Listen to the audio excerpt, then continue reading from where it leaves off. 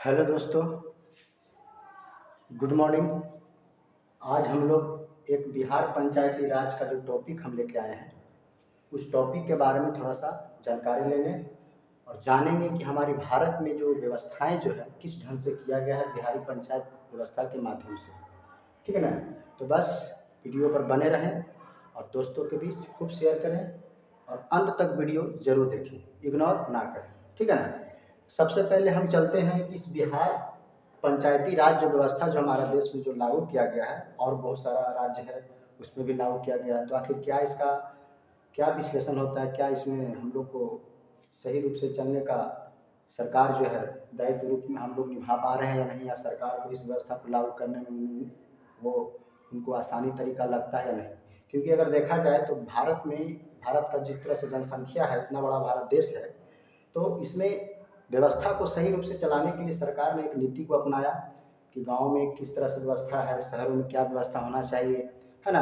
तो सारी सिस्टम को अपना करके सारा चीज़ दायित्व को रख करके भारत सरकार ने एक नीति को अपनाया जो बिहार पंचायत राज व्यवस्था कहा जाता है उसको। ठीक है ना। तो इस व्यवस्था में कब इस व्यवस्था का शुरुआत किया गया था, क्या क्या चीज़ें हैं, हम लोग कुछ जानकारी इसमें आप पढ़ेंगे। ठीक है ना। तो सबसे पहले कहा जाता है कि भारत में पहली बार जो स्वशासन जो आता है ना, भारत का पहली बार जो है स्थानीय स्वशासन का जो चालू करने वाला था, ये एक वंशज था, नाम था इसका चोल वंश। नाम है इसका चोल वंश। ये चोल वंश ने सबसे पहले भारत में स्थानीय स्वशासन व्यवस्था को चालू किया था।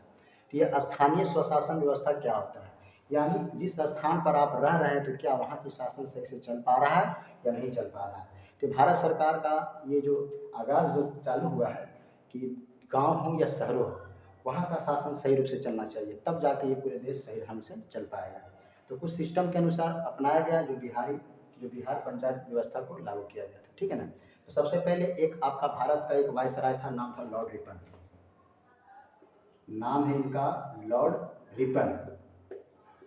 तो लॉर्ड रिपन में इन्होंने क्या किया था, भारत में सबसे पहले जो था स्थानीय स्वशासन व्यवस्था को लागू किया इन्होंने, और इन्हीं के बदौलत इनका नाम जो है भारत का स्थानीय स्वशासन व्यवस्था का पितामह कहा जाता है। इन्हें स्थानीय स्वशासन स्थानीय स्वशासन का पितामह कहा जाता है। पितामह।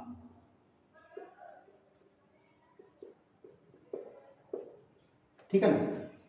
अब इन्हें स्थानीय स्वशासन का पितामह इसलिए कहा जाता है क्योंकि इन्होंने क्या किया था, भारत का जो आपका पहले बहुत सारा वायसराय था, ये सब आता था, शासन करता था, तो इन्होंने सबसे पहला काम किया कि भारत में स्थानीय स्वशासन व्यवस्था होना चाहिए और एक पंचायत स्तर पर एक काम करना चाहिए ताकि सारा लोगों को ज़्यादा भाग दौड़ करना ना पड़े और सरकार को भी जो ब्यौरा जो होता है उसको देखने में कठिनाई उत्पन्न ना हो। तो हमारा था यही लॉर्ड रिपन। ठीक है ना। फिर आगे जब हम लोग देखेंगे तो इसमें आपका एक सत्ता का भी केंद्रीकरण किया गया था, है ना। इसमें सत्ता का भी केंद्रीकरण किया गया था। सत्ता का विकेंद्रीकरण,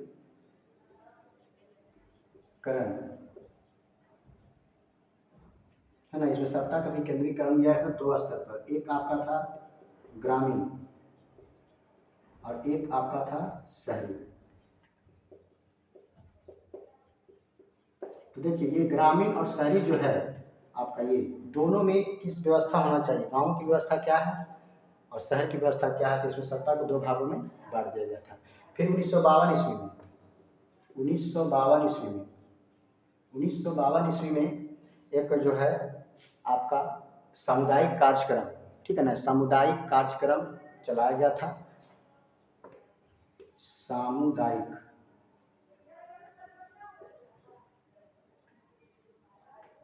सामुदायिक कार्यक्रम चलाया गया था जिस वक्त आपका पंडित नेहरू पद पर थे। तो इन्हीं के दौरान जो है 1952 ईस्वी में एक सामुदायिक कार्यक्रम चलाया गया था। सामुदायिक कार्यक्रम का मतलब होता है कि सभी के लिए ये व्यवस्था लागू, किसी स्पेशल के लिए नहीं। जैसे आपका एग्जाम्पल है गांव में जिस तरह से सामुदायिक भवन का निर्माण किया जाता है, जो गांव के लेवल में सभी व्यक्तियों का उसमें दायित्व रहता है, बैठिए उठिए, है ना, सबका उसमें काम रहता है, किसी प्रश्नों का नहीं सामुदायिक कार्यक्रम होता है। तो वही सामुदायिक कार्यक्रम पंडित नेहरू ने 1952 ईस्वी में चलाया था। फिर 1953 ईस्वी में आपका इस सामुदायिक कार्यक्रम को राष्ट्रीय स्तर पर ले गया था। इसको सबसे पहले सामुदायिक कार्यक्रम को चलाने के बाद 1953 में पंडित नेहरू के शासनकाल में जो है ना 1953 ईस्वी में इसको राष्ट्रीय स्तर पर बढ़ावा दिया गया और इस समुदाय का कार्यक्रम को आगे बढ़ाया। फिर आपका कुछ वर्षों के बाद जब बीतता है तो 1957 में एक समिति का गठन होता है, जो आप नाम है उसका, 1957 में समिति का गठन हुआ था बलवंत राय मेहता समिति। बलवंत राय मेहता समिति। तो ये 1957 का दौर था जब एक समिति का गठन किया गया। उस समिति का नाम था बलवंत राय मेहता समिति। बलवंत राय मेहता समिति ने तीन स्तरीय को अपनाया था, त्रिस्तरीय लाया था, त्रिस्तरीय को उन्होंने अपनाया। त्रिस्तरीय में उन्होंने क्या क्या दिया, ध्यान से देखिएगा आप लोग, ठीक है ना। पहला स्तर था आपका पंचायत, दूसरा स्तर लाया था इन्होंने समिति, और तीसरा स्तर इन्होंने लाया था जिला परिषद, ठीक है ना। तो इस 3 स्तर को ला करके इन्होंने क्या किया था, इस समिति का गठन किया था। इसमें 3 स्तर लागू किया गया था। सवाल भी आता है कि त्रिस्तरीय लागू करने वाला कौन समिति ने गठन किया था, तो वही बलवंत राय मेहता समिति। बलवंत राय मेहता समिति का गठन कब किया गया था, तो 1957 ईस्वी में, ठीक है ना। तो इस तरह से क्वेश्चन बनता है, आप लोग ध्यान दीजिएगा। फिर आगे है इसका त्रिस्तरीय में, जैसे आपका पंचायती राज व्यवस्था पढ़ना है, समिति के बारे में पढ़ना है, जिला परिषद के बारे में पढ़ना है। ये सब जो है आगे आप लोगों को हम बताएंगे। लेकिन इसका जो और इसके बाद कौन सा समिति आया, किसकी सरकार था, क्या व्यवस्था किया गया, किस अनुच्छेद के तहत किया गया, ठीक है ना, किस भाग के तहत किया गया, आपको सारी जानकारी हम जो पंचायती राज व्यवस्था को बनाने में शुरुआती दौर जो हुआ था, इसको ढांचा बनाने में हुआ, तो उस ढांचा के बारे में हम लोग सबसे पहले जानकारी प्राप्त करेंगे, ठीक है ना। चलिए अब हम इसको मिटाते हैं, उसके बाद आगे आप लोग को बताते हैं, ठीक है।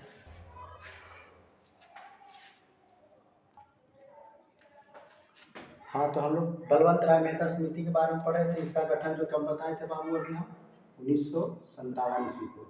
इस वक्त आपका बलवंत राय मेहता समिति शॉर्टकट में लिख देते हैं, ठीक ना। इसका गठन किया गया और इसका 2 साल के बाद त्रिस्तरीय व्यवस्था लाया गया था, ठीक ना, यानी 1959 में, ठीक ना। 2 साल के अंतराल में त्रिस्तरीय लाया गया था। त्रिस्तरीय में आपका ग्राम पंचायत, समिति और जिला परिषद को इन्होंने रिपोर्ट को जारी किया, याद रखिएगा। 1959 में त्रिस्तरीय व्यवस्था का रिपोर्ट जारी हुआ था।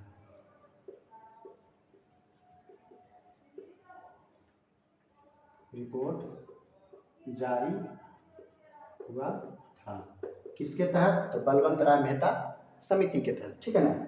फिर आगे अगर देखा जाए तो 2 अक्टूबर 1900 आपका ये जो 59 ईस्वी जो त्रिस्तरीय व्यवस्था पर रिपोर्ट जारी किया, ठीक है ना। तो इसी के बाद 2 अक्टूबर 1959 में, इसी साल के दौरान 2 अक्टूबर 1959 में पंडित नेहरू ने आपको एक नागौर जिला पड़ता है जो राजस्थान में है, सबसे पहले पंचायती राज व्यवस्था वहीं लागू किया था। 2 अक्टूबर 1959 में पंडित नेहरू ने नागौर जो अभी फिलहाल राजस्थान में पड़ता है, राजस्थान, तो सबसे पहले पंचायती राज व्यवस्था उन्होंने लागू किया था। पंचायती राज व्यवस्था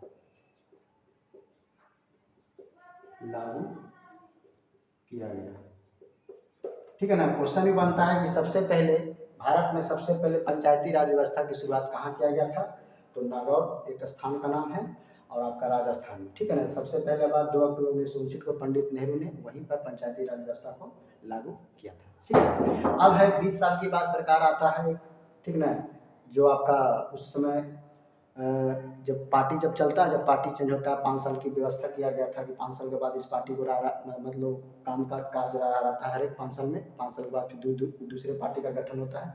तो इस तरह से ऐसे समय बीतते 20 साल हो जाता है। कितना 20 साल। अब 20 वर्षों के बाद एक मोरारजी देसाई का शासन कहलाता है। मोरारजी देसाई, ठीक है। उसी के सरकार में आपका जो है एक और समिति का गठन होता है, ठीक है ना, जो 1977 की बात है। 1977 की बात, ठीक है ना। 1977 ईस्वी में एक अशोक मेहता समिति का गठन होता है ना। 1977 में अशोक मेहता समिति, अशोक मेहता समिति का गठन हुआ। तो इस गठन में अशोक मेहता समिति ने देखा कि जो बलवंत राय मेहता समिति, जो पुराना जो समिति जो था आपका त्रिस्तरीय पर जो था, ग्रामीण समिति और जिला परिषद, उन्होंने त्रिस्तरीय को ना लागू कर करके 2 स्तर को लागू रखा उन्होंने, है ना। उन्होंने 2 स्तर को लागू रखा, यानी इसका द्विस्तरीय हो गया, है ना। अशोक मेहता समिति का जो है द्विस्तरीय कार्य था, द्विस्तरीय व्यवस्था लागू किया, ठीक है ना। याद रखिएगा, त्रिस्तरीय आपका बलवंत राय मेहता समिति, अगर द्विस्तरीय में क्वेश्चन पूछेगा तो आपका आ जाता है अशोक मेहता समिति। इसका गठन आपका 1977 में किया गया था, और उसका गठन जो किया गया था 1957 में, है ना। बलवंत राय मेहता समिति का 1957 में, और अशोक मेहता समिति का जो गठन किया गया था 1977 में किया गया था, ठीक है ना। चलिए अब आगे हम लोग पढ़ते हैं। फिर देखिए, कहा जाता है कि जब इन्होंने द्विस्तरीय व्यवस्था को लागू किया, यानी आपका उस समय था 3 स्तरीय को क्या किया, इन्होंने हटा दिया। त्रिस्तरीय को उन्होंने हटा करके द्विस्तरीय को लागू रखा। द्विस्तरीय को लागू रखने के लिए क्या किया, किसको हटाया होगा, तो उन्होंने क्या किया, समिति व्यवस्था को हटा दिया, ठीक है। समिति को उन्होंने हटा दिया। उनका सिर्फ क्या बच गया था, पंचायत मंडल, पंचायत कहिए या पंचायत मंडल एक ही बात है। और दूसरा जो था आपका जिला परिषद। ये 2 स्तरीय को उन्होंने क्या किया, चलाया। 2 स्तरीय को उन्होंने क्या किया, पूर्ण रूप से चलाया, लेकिन उसको पूर्ण रूप से हटा दिया था आपका तीसरा स्तर को, ठीक है ना। अब है इनकी शासन व्यवस्था के बाद आपका इंदिरा गांधी की सरकार आती है। अब इंदिरा गांधी की सरकार जब आती है तो इन्होंने देखा कि नहीं, ये जो द्विस्तरीय जो व्यवस्था है अशोक मेहता समिति, ये जो है खास तौर पर इस पर शासन किया नहीं जा सकता है। ये आपका पुराना ही सही था, बलवंत राय मेहता समिति। यानी क्वेश्चन बनता है, इंदिरा गांधी की सरकार में किस समिति को बंद कर दिया गया था, तो आपका अशोक मेहता समिति को जो क्या किया गया था, अशोक मेहता समिति को क्या किया, बंद कर दिया गया, और फिर से पुराने वाले जो समिति है बलवंत राय मेहता समिति को अपनाया गया, ठीक है ना। उसमें देखा गया कि नहीं, इसमें जो सिस्टमेटिक जो हमारा देश में जो भी चलेगा व्यवस्था, ये सही रूप से चल पा नहीं रहा। उन्होंने क्या किया, बलवंत राय मेहता समिति को ही अच्छा रूप से माना, और उसी ढंग से अपना जो है राजपाट चलाना शुरू कर दिया इंदिरा गांधी की सरकार में, ठीक है।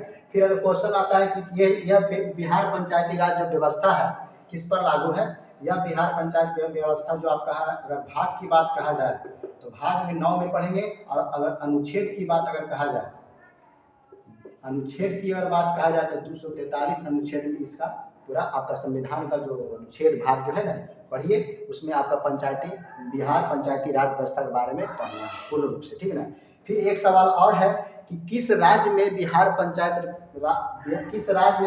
पंचायती राज व्यवस्था अभी तक लागू किया नहीं गया, तो वो आपका दिल्ली आता है दोस्तों। कौन सा है राज्य आपका, दिल्ली राज्य ऐसा है जहां आपका बिहार पंचायत व्यवस्था लागू नहीं है। बाकी आपका लगभग अगर देखा जाए पूरे भारत में, तो पूरे भारत में आपको 27 राज्य ऐसा मिलेगा जहां बिहार पंचायती व्यवस्था लागू किया गया है। बिहार पंचायती व्यवस्था लागू किया गया है लगभग आपको 27 राज्यों में, लेकिन दिल्ली एक ऐसा राज्य है जहां जो आपका इस व्यवस्था को लागू नहीं किया गया है, ठीक है ना। तो पंचायती राज व्यवस्था जो है इस तरह से आप लोग को हम बताएं, आगे हम लोग पढ़ेंगे ग्राम पंचायत क्या है, जिला परिषद क्या है, समिति क्या है ना। तो बस मैं आप लोग को जो मैं ये जो आज का जो क्लास जो हमने लिए हैं, तो बस थोड़ा सा इसका जो ढांचा बताएं कि किस तरह से व्यवस्था को अपनाया गया बिहार में, और किस तरह से समिति का गठन किया गया, ठीक है ना। और बहुत सारे समिति है, जिसमें मतलब इसके बाद बहुत सारा समिति है। तो मेन जो है टॉपिक आपका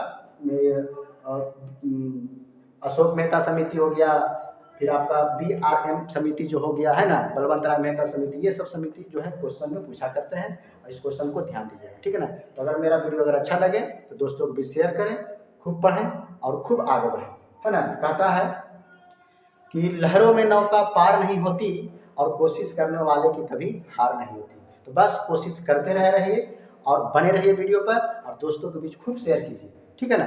थैंक यू।